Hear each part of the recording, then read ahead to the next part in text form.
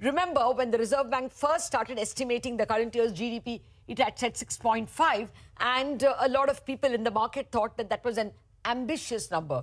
Reserve Bank in its last policy upped the forecast for the current year to 7%, and now the country's premier statistics body is calculating the advance estimate at 7.3%. So that, I would guess, is the strongest number on the street. The next big estimate we have is from SBI. Soumya Ghosh looks at the GDP, estimates the GDP number at 7.2, the Reserve Bank at 7, and the CNBC TV18 poll average of about 10 economists was 6.8%. So clearly, this number is an outlier, much higher than what the street was expecting. We also have the Informist poll that was 6.7, ours was 6.8, but the premier statistics body sees the number at 7.3. As I said, the nominal GDP number, however, is estimated at 8.9, exactly in line with what the CNBC TV18 forecast was.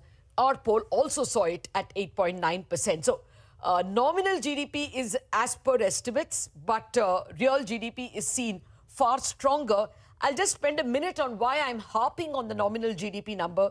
The whole purpose of this exercise of the first advance estimates, or at least one prime reason for the advance estimate, is that you get the nominal GDP number for the current year fixed before the year ends from the statistics body, so that 3 weeks later, when the government meets for the budget, on this base, they estimate a nominal GDP for the next year, FY25, and a percentage of that will be taken as the fiscal deficit.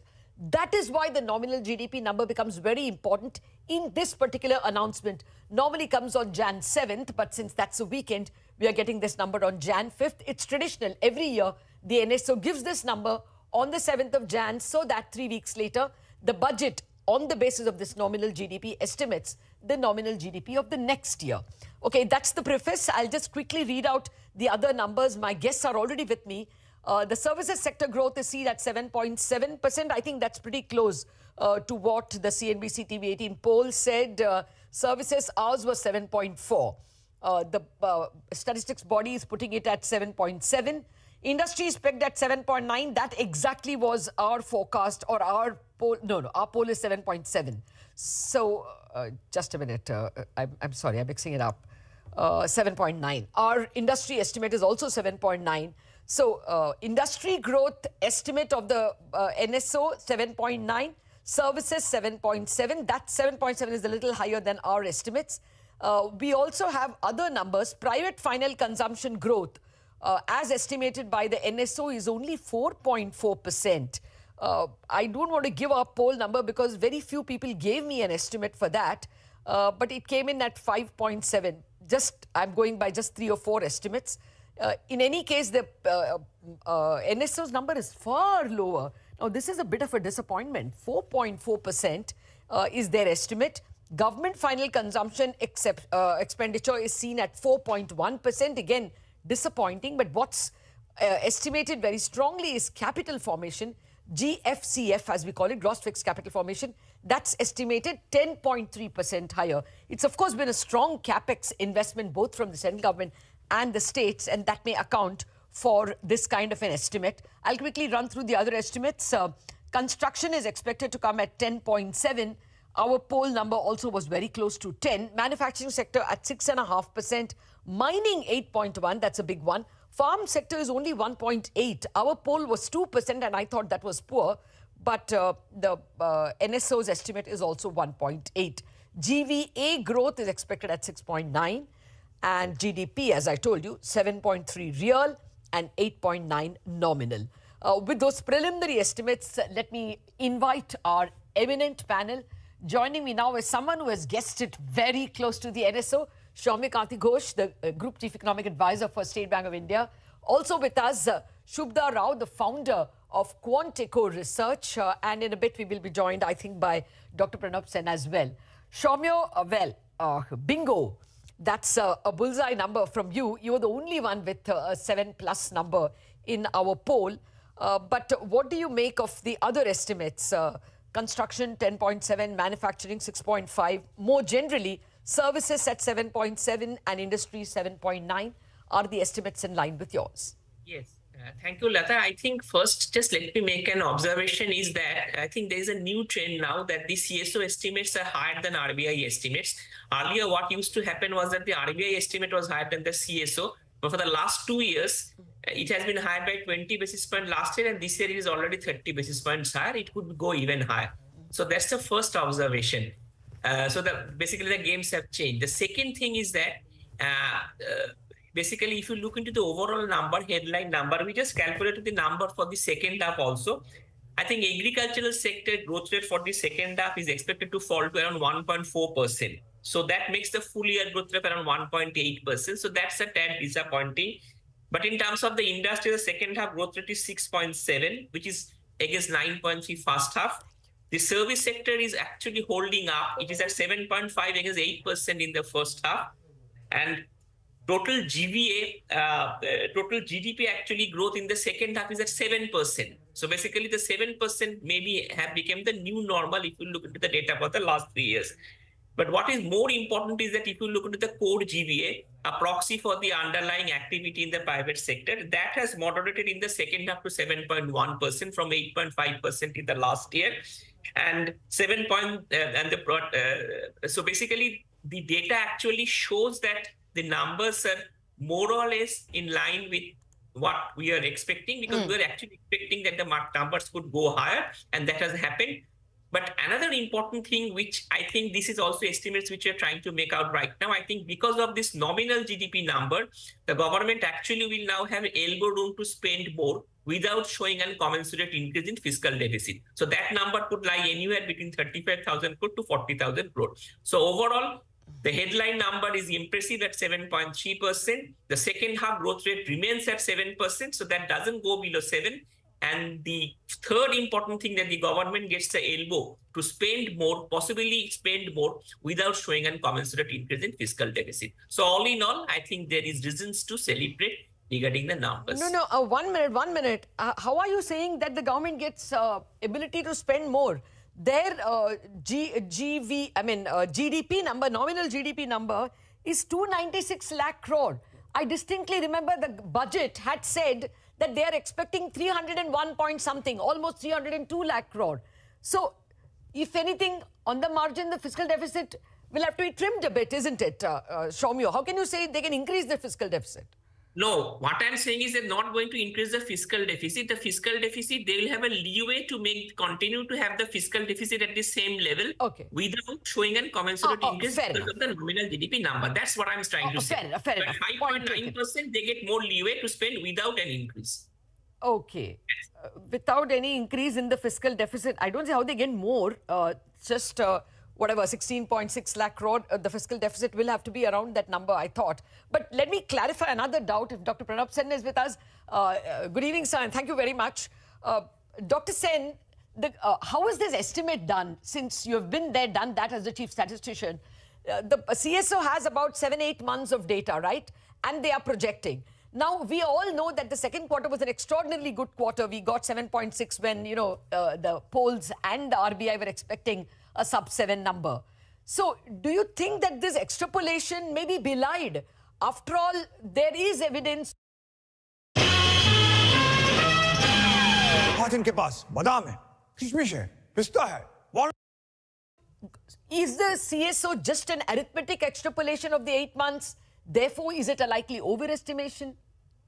No, it is pretty much an arithmetic extrapolation. So what they do is that they essentially go by the seasonality trends that have shown up in the past and use whatever data they have, which, as you said, it's about 8 months of data, to do the forward casting. There was an RBI member who raised this doubt some time back, around the time when they raised their estimate. He said that it's possible that the CSO will give a strong number because the first 8 months have been strong, but that may not happen. Our 7 may be more correct than their higher number. That may well be the case. But, the fact of the matter is that as far as rural demand is concerned, it wasn't doing particularly well in the first half of the year either. Okay. I don't think that changes anything very dramatically. Okay. Samiran Chakravarti wrote a note today, Samiran from Citibank, saying that rural is stabilizing at a lower level than he expected.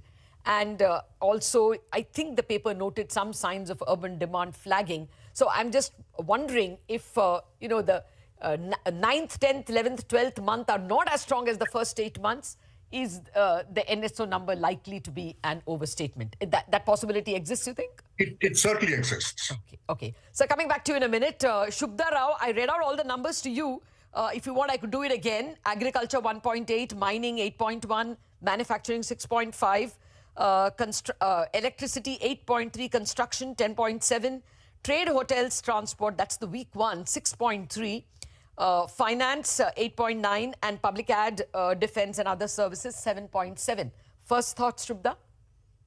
I think it's definitely 50 bips higher than what we were estimating at 6.8% for as an advance estimate.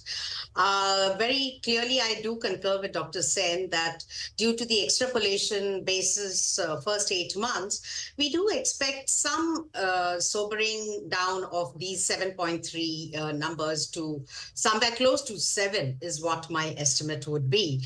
As far as the breakup is concerned, pretty much in line with agriculture, construction, and also some of the services items or elements like trade hotels. We were actually spot on as far as trade hotels was concerned.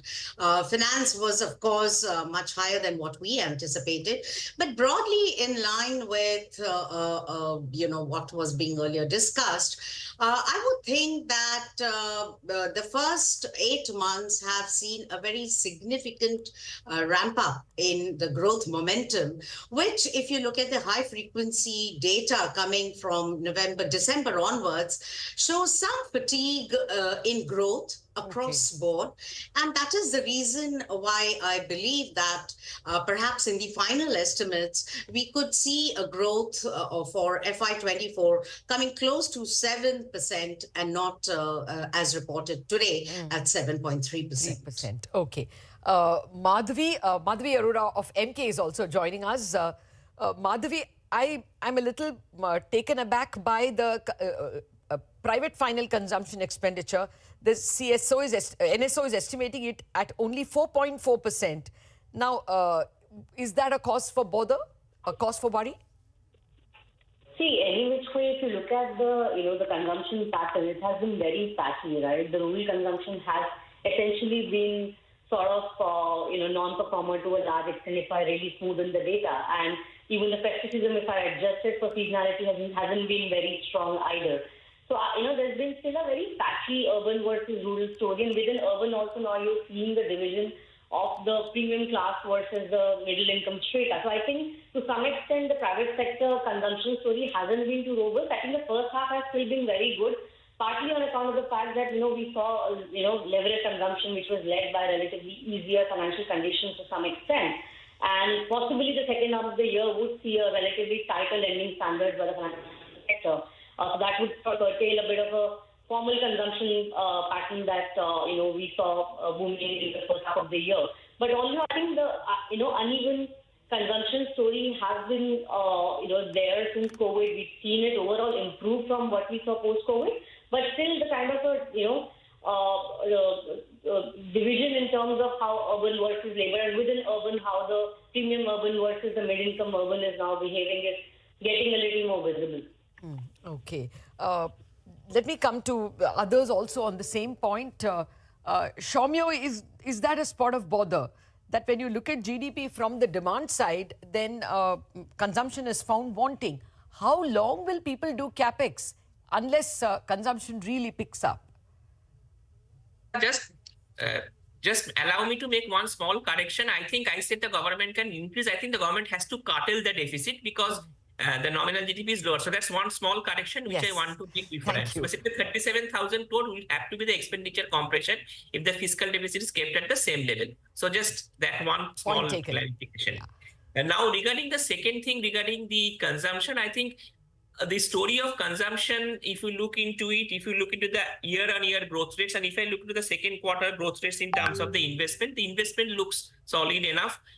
But consumption, I think what is currently happening is that if you look into a sequential basis, quarter on quarter, there has been some improvement. But if you actually look over the yearly data, there has been a slowdown.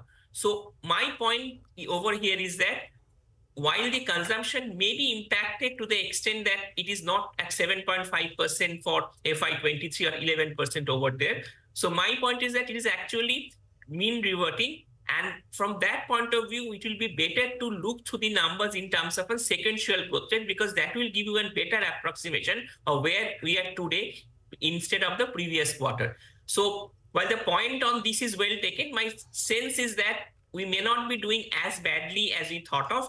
And also regarding the extrapolation point which you made out, I think the extrapolation data is also nicely built into, because agricultural sector is already mean reverting, because second quarter the growth rate is 1.4%. So what has happened over the last 8 months in terms of a rural urban story, possibly what people maybe think of, that has already been factored into the data, because rural growth is even lower than the first quarter, and that is at 1.4%. And overall full year growth is at 1.2%, I think, which is the lowest in the last 6 to 7 years. So from that point of view, I think the 7.3% growth rate, even though an extrapolation, could see some revisions later on, because I think on February end, the last year data will come out, and we may again see some revisions over there. Okay. So my sense is that, yes, these numbers are mostly in line with actually our expectations. We were expecting the number to be higher than the RBI of 7%, given the trends in deflator. That's right. But overall, this number doesn't look so, disappointing. Okay. No, I take your point. What you're saying is it may be only trimmed a little bit, and that the rural slowdown is kind of factored in. After all, they are taking a very low estimate of agricultural growth at only 1.8. So to some extent, the NSO is factoring in the rural slowdown, or at least the lack of momentum in rural demand. Dr. Sen, would you concur? And your comments more broadly on consumption being as low as 4.4, and a large part of the GDP growth from the demand side coming from capex growth of 10.3%. Is this sustainable? Latha, it frankly worries me. It has, at least to my memory, I don't recall such a gap between consumption growth and overall GDP growth. Normally, consumption growth has been near or even slightly above the GDP growth in the Indian context. And what we are looking at now is almost a 300 basis point gap. That is deeply disturbing. And it's something that I think requires us to apply our minds as to what is going on in the economy. That certainly will be the stuff of discussions going forward, Dr. Sen, and we will need your inputs on that as well. Presenting to you the world's first and only smart grid chair. So that we improve productivity and capacity, and then consumption should take off. Is that where the country is heading? Therefore, can this be a positive trend? I will come back with that question after a very short break. Back in a jiffy.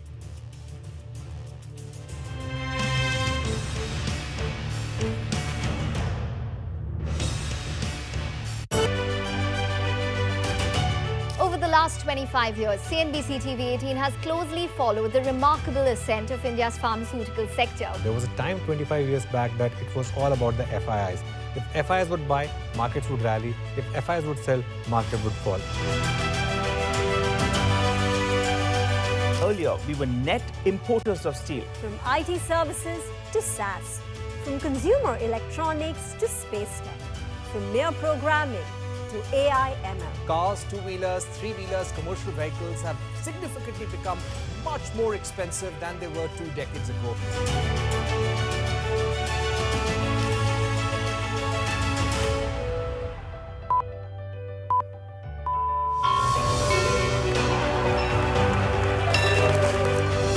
Discounting is high there, but their focus is squarely on the 125cc segment. Now it is contributing 16% of incremental global GDP. Now we are looking at exporting the steel that's made here in India. Welcome to the first ever India Business Leader Awards.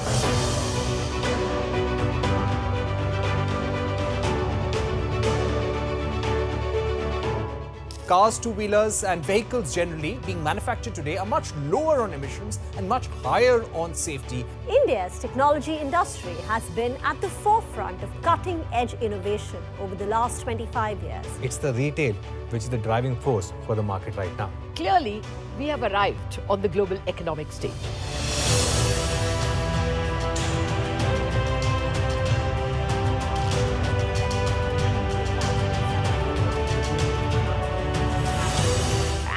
Great way to celebrate our own 25th year with new milestones being achieved on the Lal Street. 21 years of the Nifty from 1,000 to 10,000 today. Sensex and Nifty hit a record high. The Nifty rallying to a record high. We invite you to join us as we persist in leading coverage of the pharmaceutical and healthcare domain, documenting India's expanding expertise in medicines.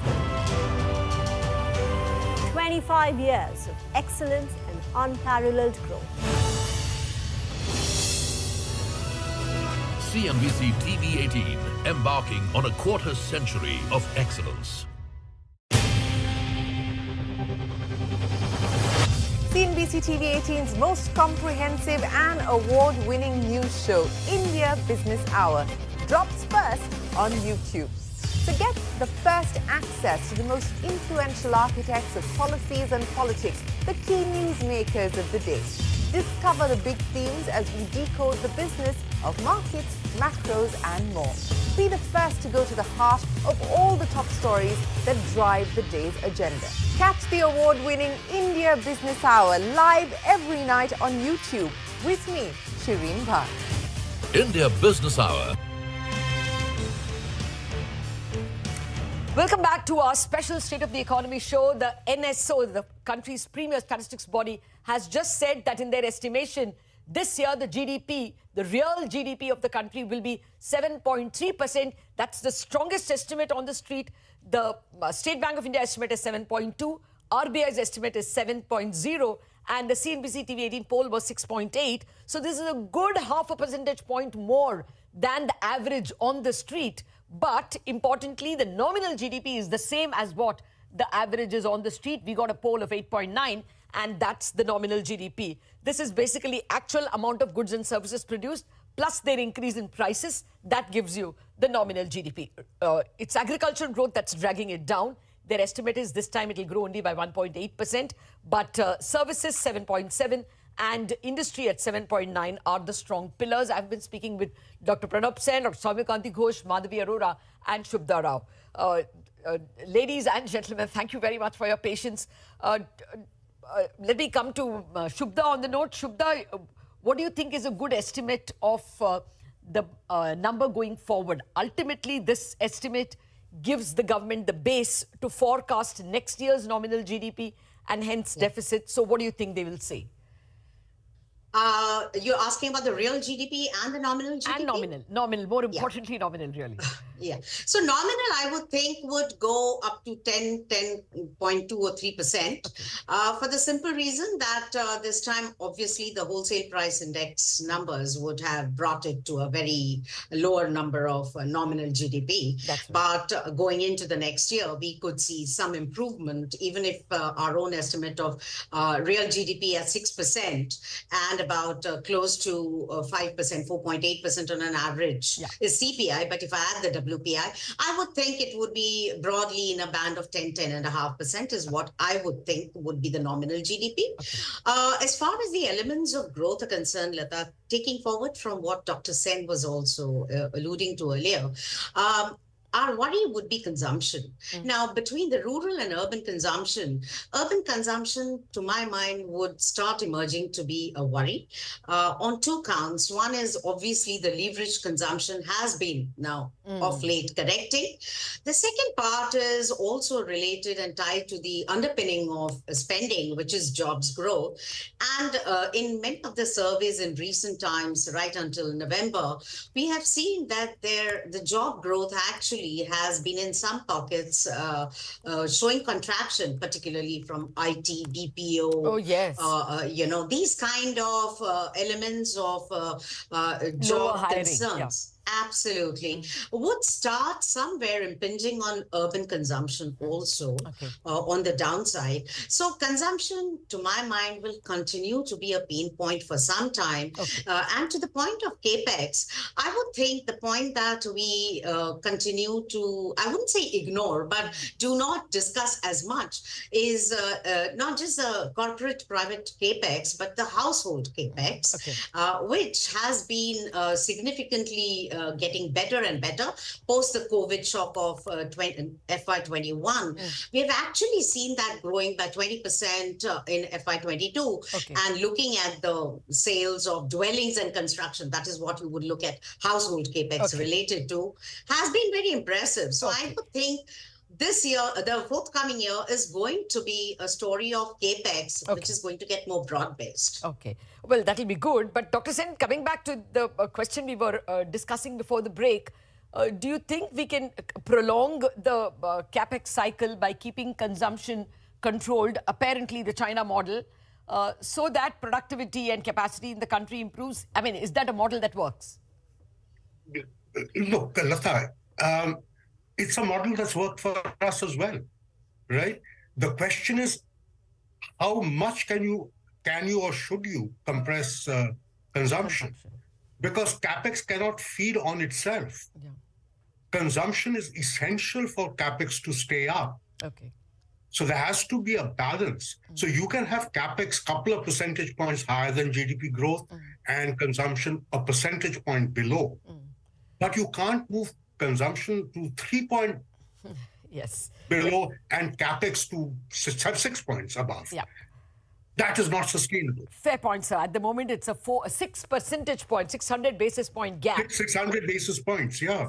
So I take your point. It perhaps can discourage further CAPEX.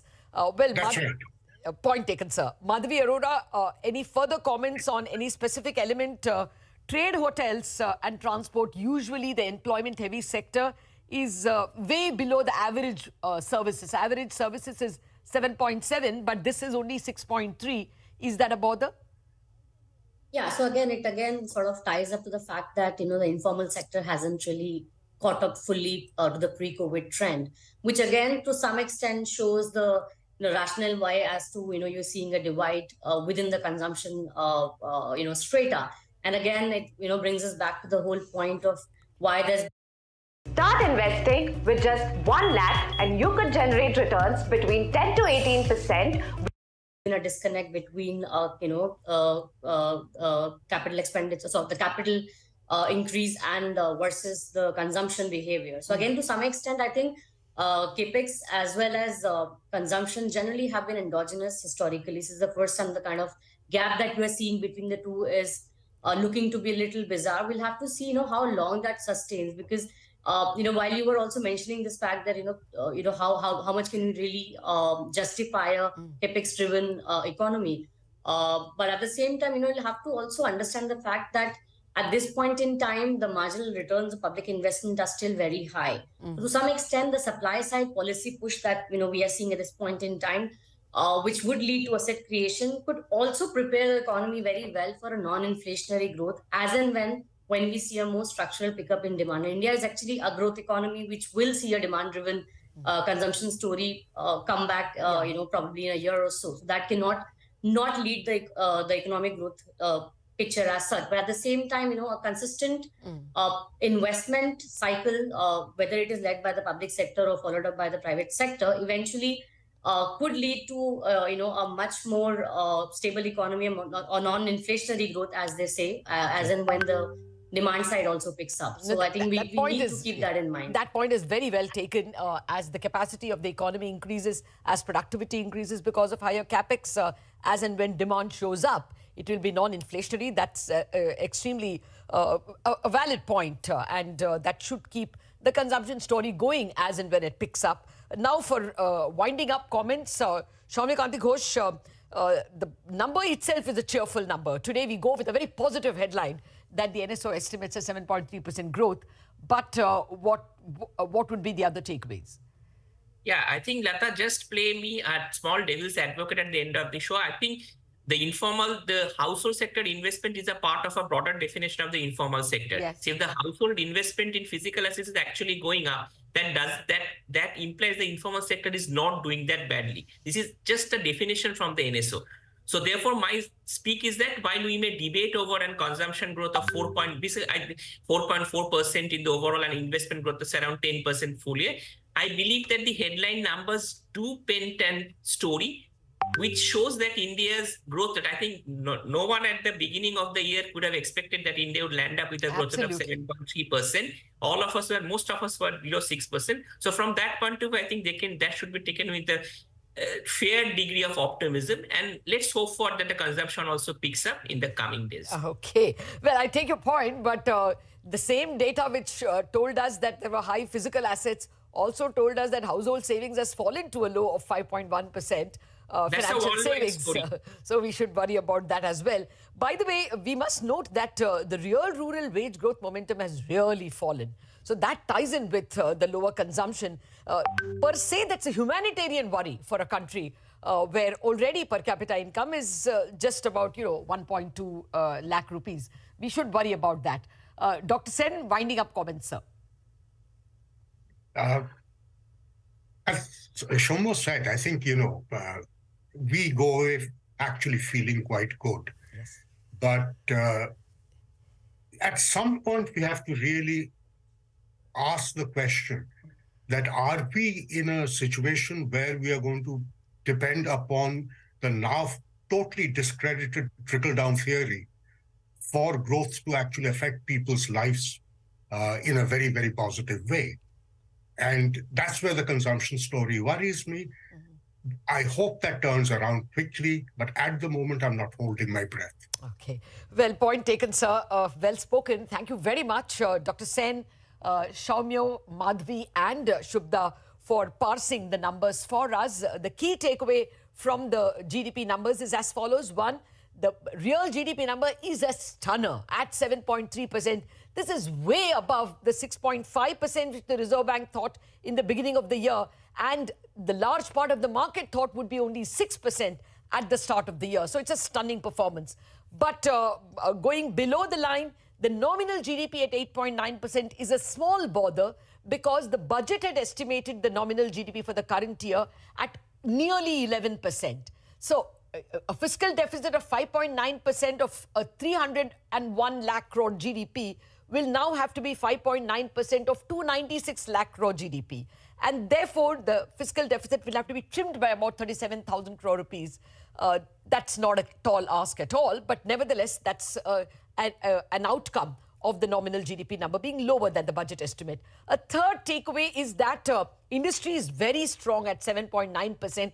We've been wanting to be a manufacturing economy, and that's kind of, working well. The manufacturing sector has grown at 6.5% and industry as a whole at 7.9%. A fourth takeaway, which is a little worrisome, consumption growth is only 4.4%, whereas capex growth is 10.3%. Capex will grow, but at some point in time, it will want consumption to catch up, and people may not invest if they don't see consumption growing. Of course, growth trickles down, but if consumption doesn't pick up, then it means that the trickle-down theory isn't working. So we would worry at a later date if consumption doesn't pick up.